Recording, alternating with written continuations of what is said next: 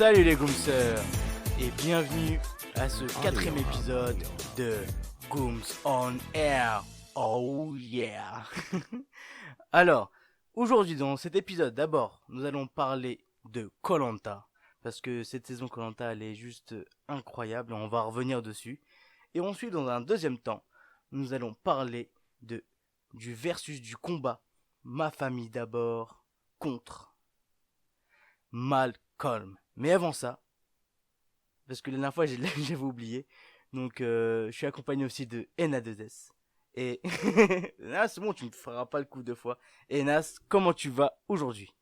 Hello, salut à tous. Comment ça va depuis le temps? Ça fait maintenant on a suivi un petit peu vos conseils et puis on va essayer de faire un épisode de toutes les semaines ou peut-être une fois. Enfin, on sait pas encore vraiment, mais on va essayer d'essayer d'étalonner en fait nos épisodes par semaine. On pense que c'est peut-être un peu le format qui vous convient à tous. Et dites-nous aussi si vous en voulez plus, si vous en voulez moins. Dites-nous, lâchez vos coms et dites-nous ce que vous voulez en faire. J'espère que tout se passe bien pour vous. Et puis, toi, qu'est-ce qui t'est arrivé là depuis la dernière session, Gooms? Alors, depuis la dernière session Gooms, ah ouais, j'ai une anecdote, parce que je sais pas si vous savez, si vous le savez, on est en plein Ramadan. Et c'était la dernière fois. Donc je me réveille tranquillement, c'est le matin, juste avant l'heure de la prière, c'est-à-dire après, du coup, on pourra plus manger. Il était aux alentours de 4h30, un truc comme ça. Donc je descends en bas, je fais mon petit croque-monsieur en bas, tranquillement. Et là, je réponds au téléphone, tranquillement, je commence à manger. Je commence à... C'est juste avant, en fait, il te restait quoi, 20 minutes Ouais, il me restait 20 minutes, j'étais avant le large. début du jeûne. J'étais large, donc ouais, il me dit ça, il me restait 20 minutes avant le début du jeûne. Donc j'étais extrêmement large. Donc j'étais là, j'ai coupé, donc j'ai fait mon petit croque-monsieur. J'ai découpé, vous savez, c'est les petites croûtes du croque-monsieur. Il me restait que le cœur à l'intérieur. Et là, au moment où j'allais commencer à taper un croc dedans, j'entends Allah Akbar. J'ai fait oh là là. J'ai poussé un cri dans toute la maison jusqu'à mon frère, il a intervenu, il a fait Naïm, qu'est-ce qui se passe? Vrai ou pas vrai? Ah ouais, non, mais c'était trop marrant, mais moi j'ai cru qu'il y avait eu un mort dans le truc. Enfin, je me suis dit, mais qu'est-ce qui se passe? Pourquoi il crie comme ça et tout? Et là, je vois, il y a Gooms avec son, avec son sandwich, mais genre mort, tu vois, là, mort dans l'œuf, qui me regarde et qui me dit c'est mort. Je lui dis, bah frère, ça y est, c'est fini, à demain, ouais, tu peux le remettre dans le frigo direct. J'étais dégoûté toute la journée, j'ai fait que de penser à mon croque-monsieur. Et je vous le dis, hein. Alors, pour la rupture du jeûne, je l'ai mangé, mais direct. J'ai mangé mes 3 dates, j'ai fait ma prière, je l'ai mangé, mais direct. Et sinon, toi, Nas, t'as une petite anecdote là en ce moment? Bah écoute, vu que je me fais chier de plus en plus, hier à 3 heures du matin, j'ai commencé à faire un puzzle. J'en ai marre j'en ai marre de me boboifier de plus en plus. J'en ai marre d'être le bobo de Juste, tu service. peux dire, il y a combien de pièces pour ton Il y a puzzle? 1000 pièces. Wesh, il y a 1000 pièces. Et comme par hasard, genre, tu sais, genre, en fait, il y a, pour vous expliquer, genre, je cherchais un puzzle, tu vois. Genre, je me suis dit, bon, vas-y, c'est trendy, tu vois, c'est dans l'air du temps. Autant faire un puzzle, Friendly. autant faire un puzzle, tu vois. Et puis, au début, je commence à chercher des puzzles sur Amazon et je vois les prix, ils ont augmenté de ouf. Genre, un truc de 1000 pièces, c'était à 30 balles. J'ai dit, mais jamais de la vie, je vais payer ça. Genre, je suis un bouffon, mais à ce point-là, non, c'est mort, je suis pas un Yankee, tu vois. Et bref, et tout, je vois les trucs et tout, et genre, je vois le seul puzzle à 2000 pièces, à genre à un prix raisonnable de 10-15 balles, c'était quoi? Un puzzle One Piece, wesh, flemme. Wesh, flemme, wesh. J'ai dit, je veux bien être un bouffon, mais à ce point, c'est mort, wesh. J'ai dit, non, c'est mort. Après, je me suis souvenu qu'on avait une boîte de puzzles, tu vois, tout en notre étagère, tu vois, mais ça fait genre des années. Je me souviens, c'est notre tante, elle nous l'avait donné quand on était petits, tu vois. Merci Nana d'ailleurs. Ah, mort, big up, big up si tu nous entends. Mais genre, tu vois, cette boîte de puzzle là, elle est au-dessus de mon armoire, mais depuis que je suis petit, tu vois, genre vraiment depuis qu'on est petit. Et genre comme c'était des puzzles à 1000, c'était archi long, tu vois, hein, c'était trop dur pour nous. Donc cette boîte, en fait, je la voyais tous les jours, tous les jours, tous les jours. Et donc je me suis dit, bah bam, c'est le moment, tu vois, je me suis souvenu de ce truc-là, éclair de génie, tu vois. Bam, je sors la boîte, sauf qu'en fait, il y a 5 sachets de 1000 puzzles, tu vois. Ah, Et il y a 5 puzzles. bah ouais, mais c'est ça le truc. Mais en fait, le truc, c'est que je voulais choisir une image où il y a beaucoup de détails, comme c'est moins difficile, tu vois. Mm. Et donc, il y a plusieurs trucs, genre Taj Mahal, Londres et tout machin.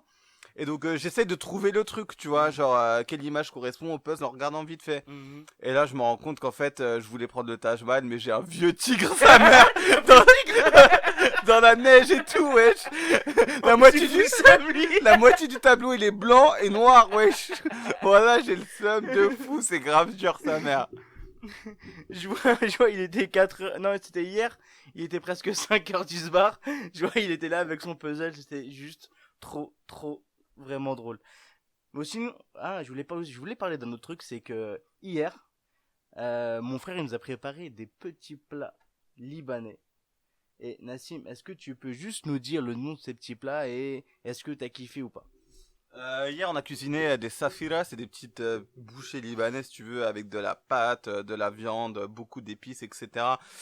On a fait sous plusieurs formes, ça ressemble au pidé un petit peu, si tu veux, turc, mais on a fait sous forme de pidé, mais oui, c'est pas vraiment le même goût, enfin.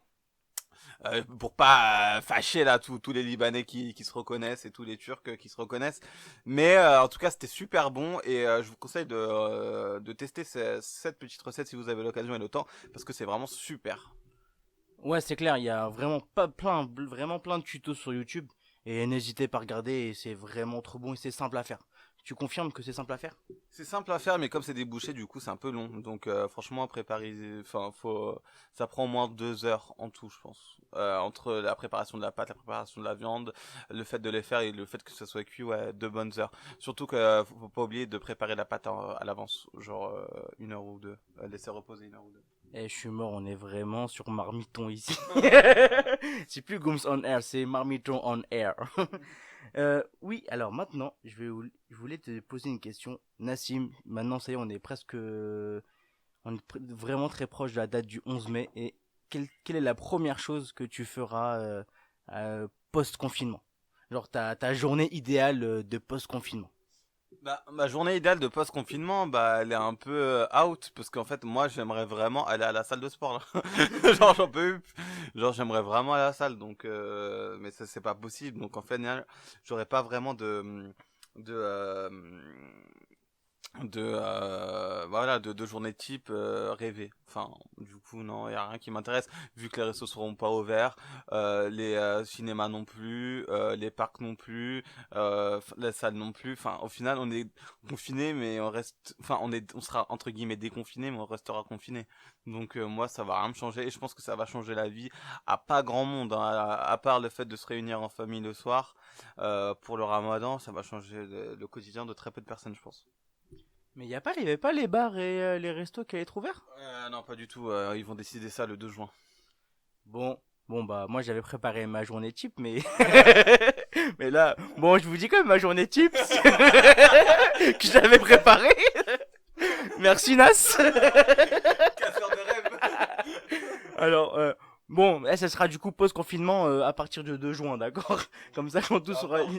Chut, arrête. Donc moi j'avais prévu, alors ma journée type c'est déjà le midi je vais dans un restaurant Jap à Pyramide. Après, je me balade au musée. Pas possible. Erreur.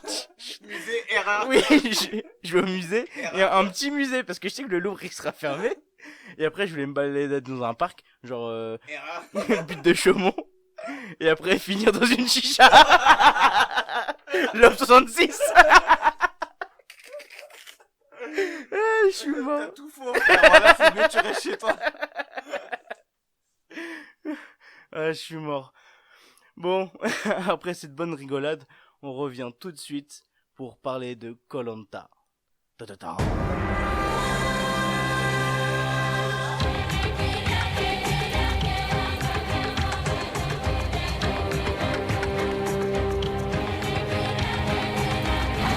Y'a pas de fatigue qui soit.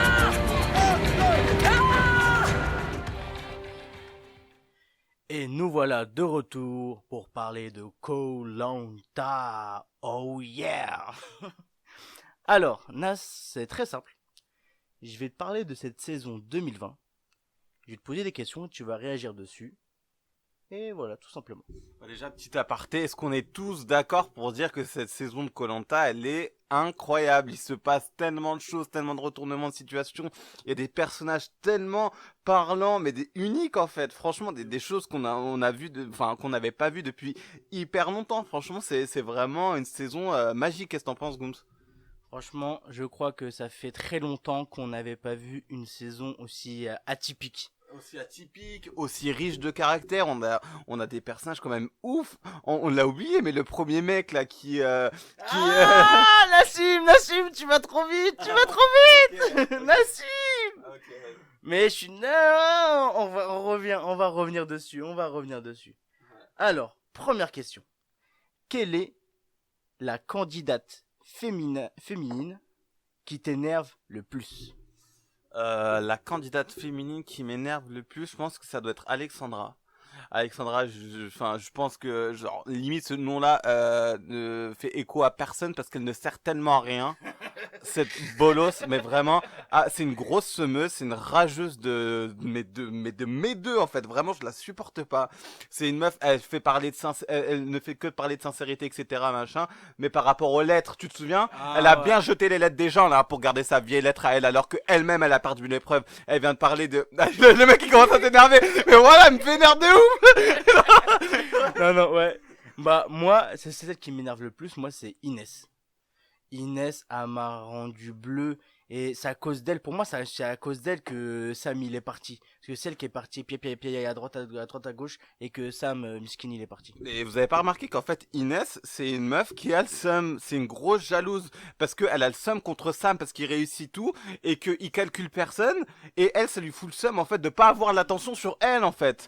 Elle à chaque fois ce qu'elle reprochait c'était oui de toute façon Sam il m'a jamais souri et de toute façon dès qu'il y a Théoura Sam il sourit et tout etc. Genre elle a le seum parce que Sam il le calcule même pas, il lui donne même pas l'heure à cette grosse folle. La meuf on sait de toute façon qu'elle est là que pour faire les anges après et pour ramener son boule. De toute façon est-ce que vous savez vraiment qu'en fait c'est la production qui lui a demandé de mettre un short parce que genre elle avait des trop grosses fesses genre.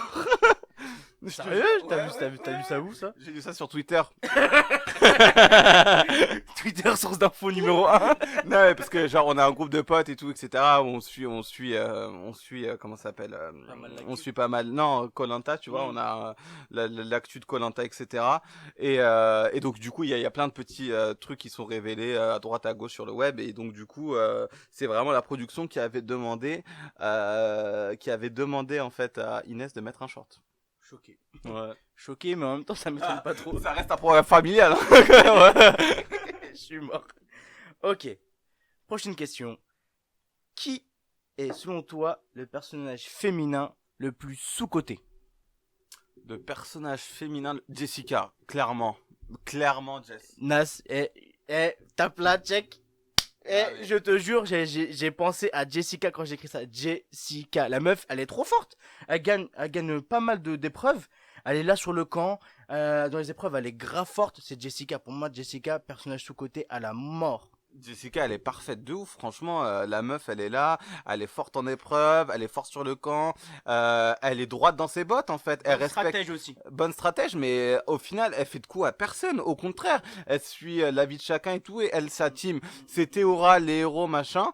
Et puis c'est tout, tu vois, la meuf, elle est forte, elle est très très forte, et donc franchement je trouve ça un peu dommage qu'on puisse pas la mettre plus en avant, mais après à côté de ça, si elle a rien d'autre à raconter, c'est vrai que au final, mais moi je soutiens Jess à la mort, d'autant plus que c'est une héros, faut pas l'oublier, ils l'ont pas ramenée ici pour rien, elle a des choses à prouver, et j'espère qu'elle va vraiment encore rester un petit bout de temps.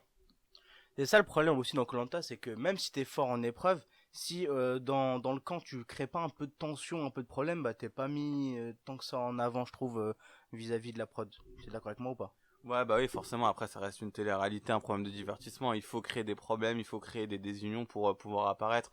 Mais de toute façon, je crois que là, elle va s'embrouiller avec Régis là dans l'épisode de ce soir. Enfin de demain, pardon. Donc on verra bien. Alors, prochaine question. Quel est le perso féminin qui est le plus digne de confiance?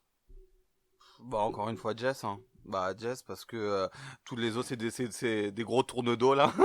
Les autres, c'est des gros tourne-dos. Même Nawel, elle fait la meuf, mais elle a voté contre Sam, hein. Faut pas l'oublier, ça, on n'a pas oublié. Même si Nawel, je la kiffe et tout, etc., elle sort des grands discours de boxeuse et tout, machin, et hein. Je l'aime bien, vraiment, je l'aime bien.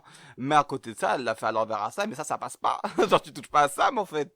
Bah moi, je suis, bah tu sais quoi, pas d'accord avec toi. Moi, j'aurais dit que le personnage féminin le plus digne de confiance, c'était Nawal. Parce que le truc, c'est que Sam, oui, mais le truc, c'est que Sam, à la fin, wesh, il était que avait entre, enfin, il avait tourné le dos à tout le monde. Il était que en mode Théora et Claude. Mais parce que Sam, c'est un mec qui veut vivre son aventure. Il s'en bat les reins de tout le monde. Il s'en bat les steaks. Lui, il était là pour vivre son truc. Il a vu les mecs qui l'admirent, genre depuis tout petit, genre il venir faire son aventure avec lui. Bien sûr, il calcule personne. Il est là de base que pour les jeux et les épreuves. Il l'avait dit.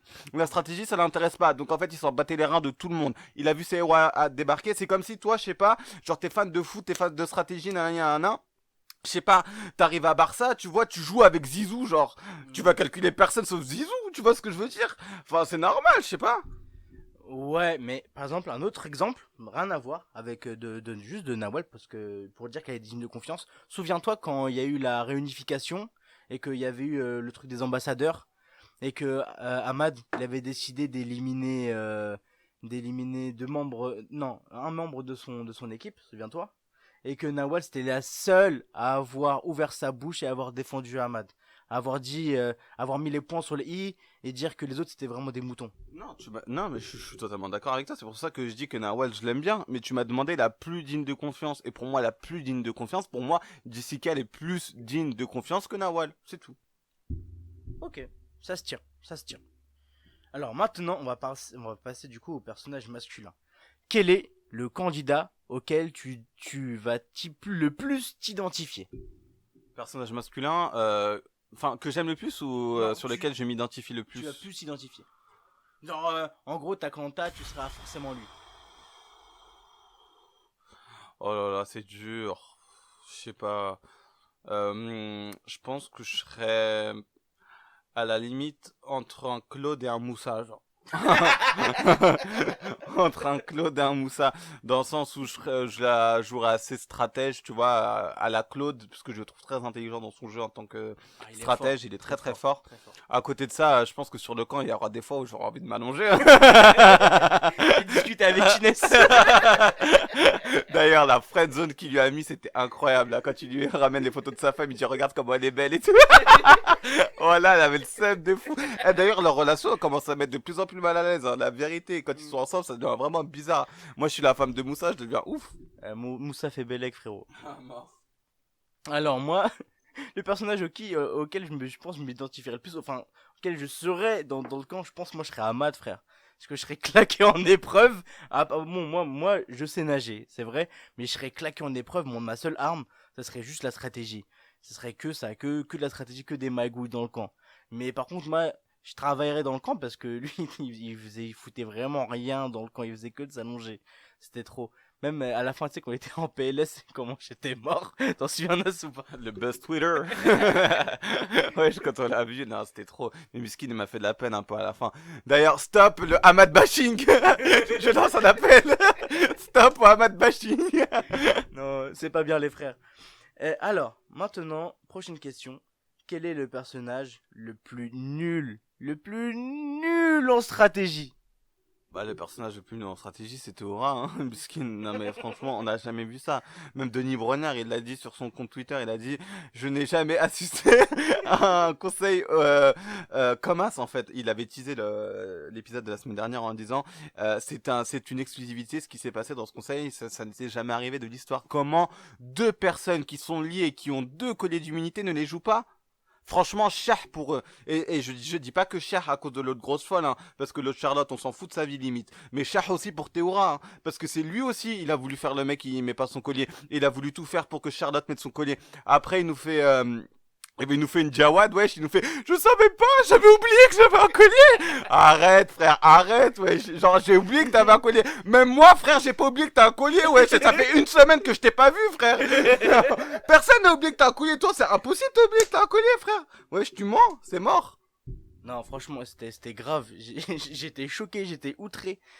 Et mais le pire, c'est que Théoura, il le savait qu'il était en danger. Il le savait. Et c'est ça le pire. Parce que pendant l'interview, même, tu sais, quand il avait son interview avec son serre-tête en peau de bananier, là, il savait qu'il était en danger. Il a dit à Charlotte, oui, joue le collier, joue le collier. Et après, il fait l'amnésique. Oui, j'ai oublié que j'avais un collier. Sale menteur, va. Ça a abusé, franchement, ça a abusé. Moi, j'étais un peu déçu par Théoura, hein. Franchement, même si je suis team Théoura, Claude et Jess, franchement, franchement, il m'a déçu de ouf. Donc, ça me- Ok, maintenant, la dernière question de cette saison 2020. Qui est, selon toi, le meilleur aventurier? Quand je dis meilleur aventurier, c'est-à-dire le plus débrouillard, le plus fort en épreuve. Donc aventurier ou aventurière, hein? le plus grand aventurier en termes Koh-Lanta, c'est-à-dire tu inclus la stratégie ou pas dedans? Non, plus Aventurier de Koh-Lanta ou tu veux dire challenger compète, enfin challenger?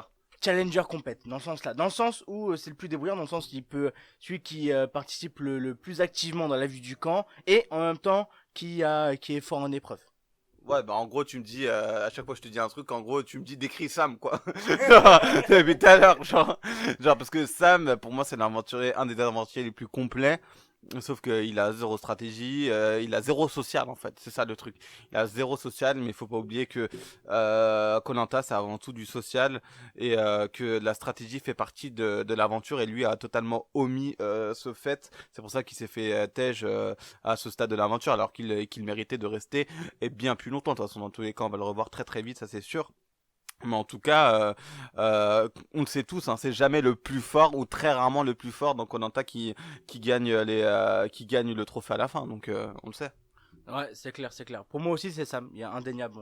Il n'y a pas photo, il n'y a pas parlé pendant 10 000 ans. Juste pour l'épreuve du tir à l'arc, c'est lui le plus chaud. Le type, il a fait mouche à tous les coups, pratiquement. Il a juste loupé une fois, c'est pour ça qu'il a perdu. Sinon, le type, il était ultra, ultra, ultra chaud. Alors, maintenant, on va parler de koh dans sa globalité. Quel est le candidat qui t'a le plus marqué de tous les koh confondus? Bah, je pense que ça va. Dans tous les koh Tous les confondus, koh je pense. Bah déjà, Sam, il m'a marqué beaucoup. Si je fais un top 3 Sam, je mettrais Sam en 3 parce que il est incroyable, je le kiffe de ouf. Genre vraiment, je le kiffe. Il est là, il veut vivre son aventure. Le mec, il est fan, il connaît toutes les dates par cœur, qui a fait quoi, combien il est arrivé dans l'épreuve en 2013 face à machin, des trucs. Mais il est malade, il est trop fort, trop fort. En 2 Kumba, parce que je l'ai kiffé de ouf. Voilà, Kumba, je l'ai kiffé de ouf. C'était une ouf. Une warrior. En plus, Kumba, petite anecdote, la meuf, elle avait gagné un confort, je m'en souviens, à l'ancienne, genre en 2012, un délire comme ça. C'était au bout, je sais pas, du 38e jour ou un délire comme ça, elle a gagné un confort avec un mec. C'était frites steak. Elle a dit voilà, je mange pas de steak, c'est pas halal. Voilà, et juste pour ça, je dis ah c'est une vraie. Pour petit filet. Ah, moi, j'ai dit c'est une vraie, c'est mort. Et en grand temps, Moundir, là, je me suis refait toutes ces frasques là qu'il avait fait. J'ai vu une compile là de 10 minutes. Elle est incroyable. Allez la regarder, c'est trop marrant. Moundir. Ouais, bah moi, le candidat qui m'a plus marqué, bah tu l'as dit, pour moi c'est tout simplement Moundir. Moundir, c'est lui, c'est le maître incontesté de koh. Moi, quand on me dit koh, je pense à Moundir, Théora et Claude. Et bah maintenant, je vais aussi dans ce petit cercle fermé, je vais inclure tout simplement Sam, hein. Et dernière question, quel est le moment de koh qui t'a le plus marqué? Le moment ultime, genre. Le moment qui m'a le plus marqué dans koh. Tu veux que je t'aide? Ouais, vas-y. Alors, moi j'ai deux trois moments en tête. Déjà c'est quand Moundir il dit à l'autre mec ouais tiens ta femme. J'ai dit ça, j'ai dit lui c'est un champion, lui il est trop chaud. Il y avait ça, il y avait quand Mohamed, je sais pas si tu te souviens, il voulait tuer la chèvre. Et un autre moment, c'est un peu plus complexe que ça, c'est un petit moment, un petit côté raciste, tu vois, dans le délire. C'était quand Kumba, elle venait d'arriver sur l'île. C'était pas Kumba? C'était pas Kumba, c'était une autre noix. Une autre noix dans le même délire, il y avait Kumba aussi qui était là dans cette saison-là, mais c'était pas Kumba. Ah merde, ah bah j'ai confondu. Bah en tout cas, c'était une petite Renoir de banlieue basique, tu vois. Non, justement, en fait, c'est pas une Renoir de banlieue, en fait, c'était une Ah ouais. Renoir, elle était archi riche, genre, en gros, elle était des blins, tu vois. Elle est venue là dans koh pour faire son koh et tout, machin. Et là, il y a une petite, et genre, il se balade dans la forêt, tu sais, pour chercher du manioc, des choses comme ça, tu vois. Bref, il se balade dans la forêt et tout, il trouve du manioc. Et après, il y a la vieille Babtou, elle demande à la Renoir, elle fait, ouais, alors, dis-moi, tu sais comment ça s'appelle, tu sais comment ça se cuisine, ce truc-là, alors, dis-moi, dis-moi en plus. Et la Renoir, elle la regarde comme ça. Non, elle avait dit quoi? Elle avait dit ça se cuisine ça dans ton pays. Non, la Renoir, elle la regarde comme ça, elle dit, mais j'ai jamais vu ça de ma vie, wesh, qu'est-ce qu'il va me raconter ce truc? Je sais même pas c'est quoi. J'ai dit, non, c'est trop. Ouais, ça, à ce moment-là, chez nous, c'était une grosse barre de rire. On avait rigolé pendant au moins 5-10 minutes. On s'était rematé ça en boucle. C'était trop drôle. Donc voilà, c'est bon. Bah, on a fait le tour de mes questions. Est-ce que tu as des petites choses à rajouter? Bah, dites-nous en commentaire c'est qui votre candidat préféré de cette année et qui avez-vous envie de sortir surtout. Dites-nous quel est votre pire candidat et votre meilleur candidat pour vous. Sinon, je mettrai le questionnaire sur Insta, sur ma story Insta. Donc n'hésitez pas à réagir. Donc on revient tout de suite pour le versus. Malcolm versus la famille d'abord, ma famille d'abord. Ma famille d'abord, oh yeah. Choose your fighter.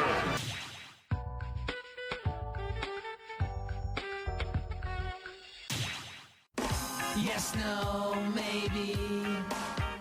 I don't know. Ready? Round one, fight. Et nous voilà de retour pour le versus tant attendu Malcolm contre ma famille d'abord.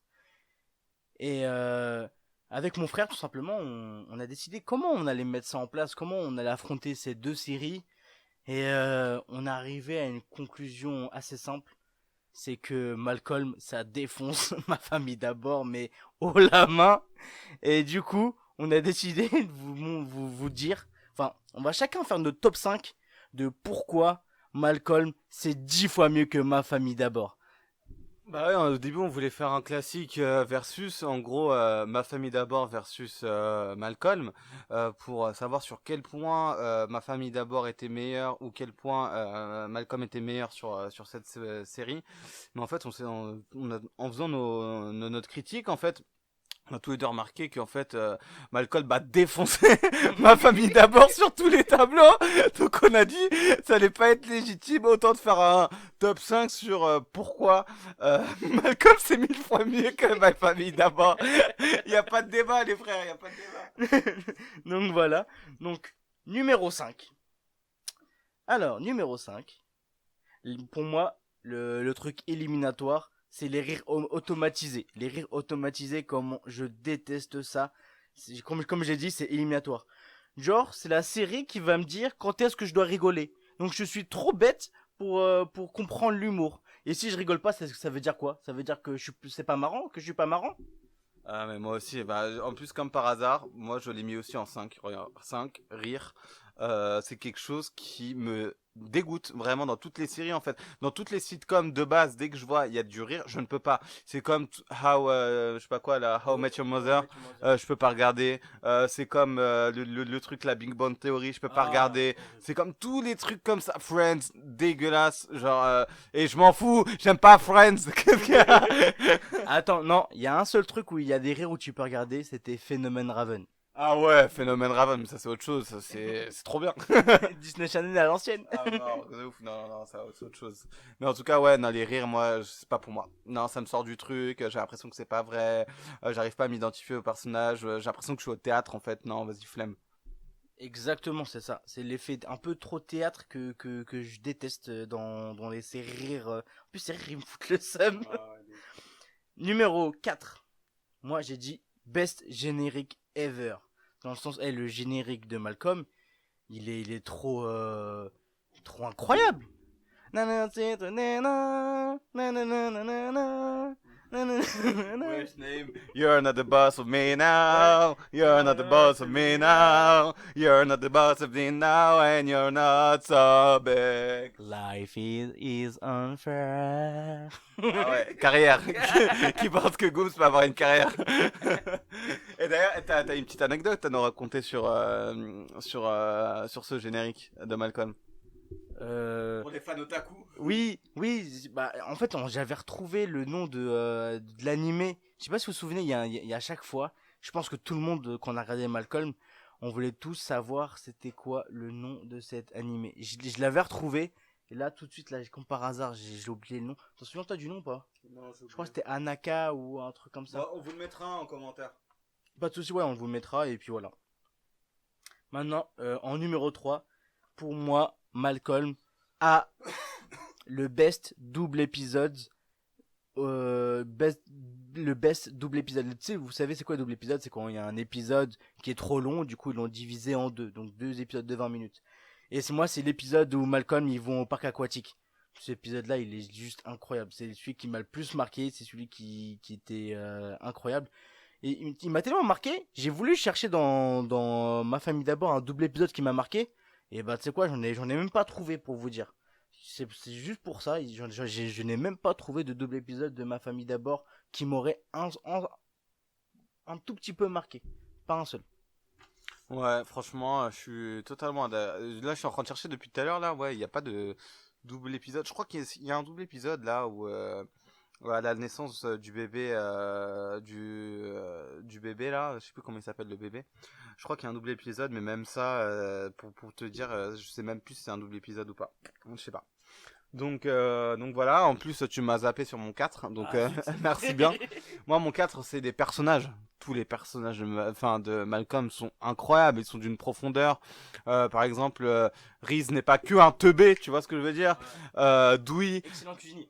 excellent cuisinier, il a des talents cachés. Genre Al, c'est pas juste un papa demeuré, il est beaucoup plus profond que ça. Il essaie d'avoir des cris d'autorité. Mais ouais, enfin, genre tous les personnages sont profonds, ont une évolution et changent en fait. Et donc du coup, franchement, je trouve ça hyper intelligent. Dans Ma famille d'abord, tous les personnages sont manichéens, c'est tous les mêmes. Et ils n'évolueront jamais, et ils n'ont jamais évolué. C'est le daron fâché, c'est la daronne autoritaire, c'est la petite qui fait des coups de vis, c'est tout ça, tu vois. Et donc pour moi, c'est les personnages sont vraiment une plus-value dans Malcolm.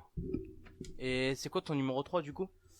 Et mon numéro 3, bah, c'est que Malcolm, en fait, il est pauvre. Et c'est trop marrant. Ça a la pauvreté. La misère est belle. La misère est si belle. Franchement, la misère est si belle de ouf. Quand tu regardes la famille Kyle, ils sont des blancs à la muerte. Ils ont pas les mêmes problèmes. En plus, enfin, c'est moins marrant. Tu t'y attaches moins. Il y a des comiques de galère que tu peux comprendre, tu vois, dans Malcolm, qui sont grave marrants. T'arrives à t'identifier sur des trucs de ouf, tu vois. C'est beaucoup trop marrant.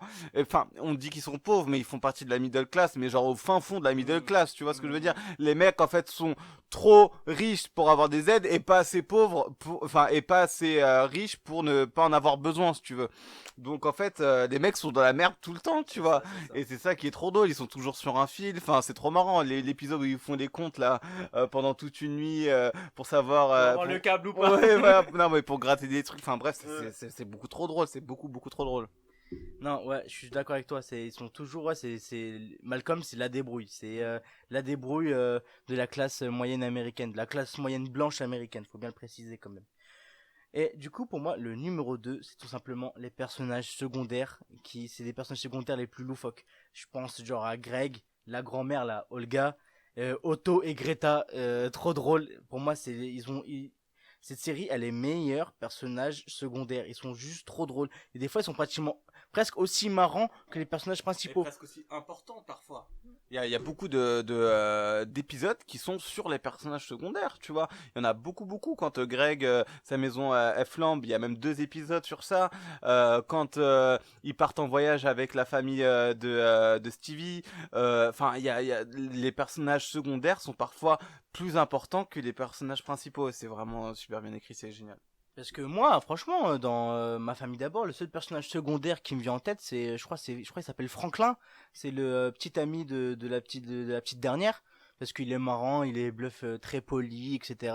Mais sinon, c'est le seul qui me vient en tête. Toi, t'en as d'autres en tête, toi, dans Ma famille d'abord? Je crois qu'il y a un des employés là de Michael, mais genre tu sais c'est le Renoir trop musclé là, hyper connu aux États-Unis. Il y a lui, tu vois. Mais après à part lui que je reconnais juste parce que il a fait bah il est super connu. Sinon je le connaîtrais pas en fait. Et du coup, c'est quoi, toi, ton numéro 2? Alors mon numéro 2 bah c'est la nostalgie. C'est l'époque. Malcolm, pour moi, c'est une ode aux années 90, à la fin des années 90. Dans Malcolm, en fait, il y a pas ce délire d'internet, de téléphone, de télécommunication. Si les gens ont envie de se voir, ils vont prendre leur vélo, ils vont voir Stevie, tu vois. C'est le délire de on n'a rien à faire, on va soit regarder la télé ou soit on va aller jouer dehors, on va faire des conneries, à faire du vélo, faire du skate, faire du machin, faire du truc. Alors que dans Ma famille d'abord, ils ont des téléphones portables, ils vont sur MSN, tu vois ce que je veux dire? C'est déjà un autre type de relation au lieu que dans Malcolm. Enfin, c'est vraiment une ode aux années 90 pour moi. C'est trop beau. Genre, c'est un pays. Enfin, c'est un moment où j'aurais aimé revivre ma jeunesse. Tu vois ce que je veux dire? C'était trop stylé. Tu vois, ils sont tout le temps en vélo, en skate, en truc, en machin. Enfin, c'est trop bien. Et en vrai, je trouve, Malcolm, ça faisait grave penser aux petites bêtises qu'on faisait dehors, qu'on s'amusait, bon, voilà, qu'on s'amusait à faire des petites bêtises dehors parce que on s'ennuyait, on se faisait chier à la maison et qu'on on était en banlieue et qu'il fallait qu'on tue le temps et qu'on n'avait pas tout ça, Facebook, Twitter, tout ça. Et franchement, c'est une phrase de vieux que je viens de sortir. Ah mort, même moi, ode aux années 90. Et voilà, c'est vrai. Et du coup, moi, mon numéro 1, c'est tout simplement les situations de ouf qu'il y a à chaque fois dans les épisodes. Mais surtout, c'est tous les intros des épisodes. Les intros des épisodes, pour moi, c'est l'une des meilleures parties des épisodes des fois. C'est trop drôle. C'est des mini-sketchs, mais ils sont vraiment, chaque épisode, chaque intro dans les épisodes est juste trop marrant. C'est hilarant, on pète des plombs. En plus, ils sont grave mythiques. Ils sont trop mythiques. Par exemple, quand juste l'intro où ils mettent le réveil de Hal, donc Hal le père, 1 heure avant, et que t'as Hal, il se réveille en trombe, il arrive, il se coupe avec le rasoir sous la douche, il arrive, il se brûle avec le café, et il se barre, et après là, t'as Malcolm qui fait, oui, avec mon père, on a déréglé le réveil de mon père 1 heure plus tôt, ha ha ha, et là, le générique qui s'en va, c'était juste trop drôle. Ah non, mais et moi aussi, je suis totalement d'accord avec toi. Hein. C'est pour ça qu'en un, j'ai marqué, bah, en fait, c'est juste trop marrant. C'est juste trop marrant. Les épisodes, tu peux les avoir vus 10 000 fois que tu tapes autant des barres. Et en plus de ça, il y a différents niveaux lecture. Je trouve quand t'es petit, tu vas rigoler parce que le mec tombe. Après, plus t'es grand, plus tu vas comprendre en fait pourquoi c'est marrant, pourquoi il tombe à ce moment-là et pas avant. Enfin, du coup, enfin, pour moi, il y a plusieurs niveaux de lecture et je trouve ça trop drôle. C'est trop marrant et tu redécouvres. Enfin, c'est tellement riche. Un épisode de Malcolm, c'est tellement riche entre les différentes situations, les différentes, enfin, plateaux d'histoires parallèles, etc. Enfin, un épisode de Malcolm, c'est tellement riche que tu le redécouvres à chaque fois et même si tu l'as vu 1000 fois, tu redécouvres toujours des trucs et c'est vraiment trop bien. Dès que pour moi, c'est juste trop marrant et d'ailleurs, ça m'a donné envie de tout me refaire là. Vraiment, je suis chaud pour me refaire. Dites-nous si vous avez envie de vous refaire Malcolm après ça ou pas. Les gars. Et en plus, la fin de Malcolm, la conclusion, elle est juste trop belle. À la fin, Malcolm, qui est homme de ménage à Harvard et qui va tout péter, Inch'Allah. Inch'Allah khair. Inch'Allah. Donc, c'était tout pour nous. Et c'était juste pour vous dire que Malcolm défonce tout. Et du best sitcom des années 2000. Ouais, best sitcom des années 2000. Et donc, voilà. Et on revient tout de suite pour les remerciements.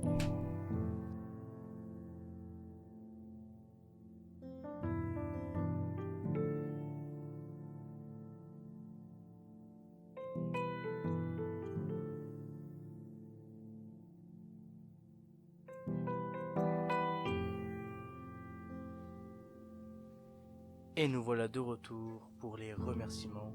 Et ça y est, on est déjà quand même à l'épisode 4 et c'est quand même une belle aventure, Goomsoner, t'en penses quoi toi? Bah franchement, petit à petit, ça commence à s'installer, à faire son petit bout de chemin. Donc merci à tous, merci pour tous vos retours, c'est vraiment hyper sympa. Ça nous donne de la force pour continuer et puis pour vous faire plaisir aussi, parce qu'on a beaucoup de gens qui rigolent beaucoup à nos Goomson, à nos Goom Show, voilà, comme je pourrais les appeler. Donc merci à vous et puis comme j'arrête pas de vous les répéter, cette émission est aussi la vôtre. Donc dites-nous sur quoi vous voulez qu'on débatte.